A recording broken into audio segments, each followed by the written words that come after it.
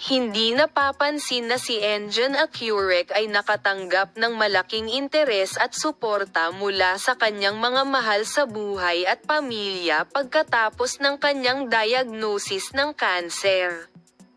Nakasaad na bagamat 4 na oras na ang lumipas mula nang magsimula ang operasyon, hindi pa ito tapos.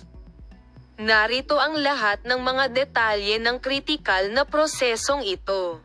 Emosyonal na alaala.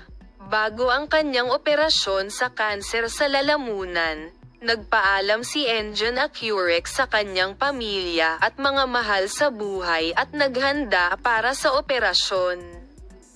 Ang mga emosyonal na sandali ng sikat na aktor sa panahong ito ay mahigpit na sinundan ng kanyang malapit na bilog at mga tagahanga.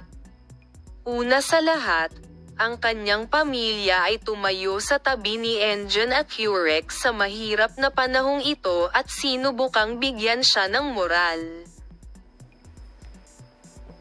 Si Tuba Buick-Usten, na nagkaroon ng mga emosyonal na sandali nang pumasok ang kanyang asawang si Engin Acurec sa operating room, ay nagpahayag ng kanyang suporta at pagmamahal sa kanyang asawa sa kanyang mga pahayag.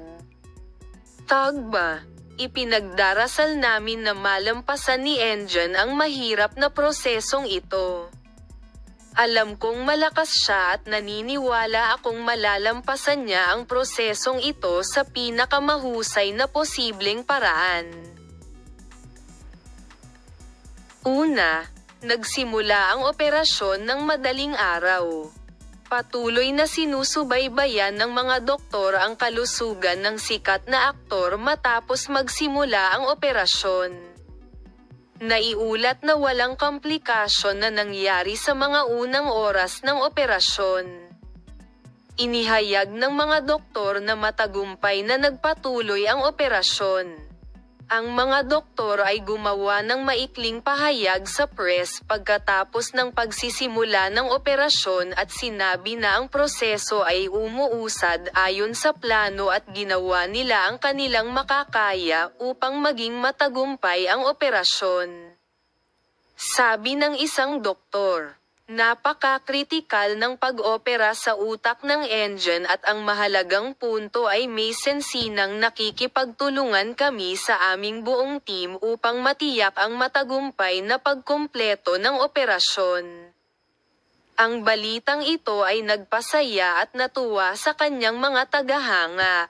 Ibibigay namin sa iyo ang mga detalye tungkol sa paksa.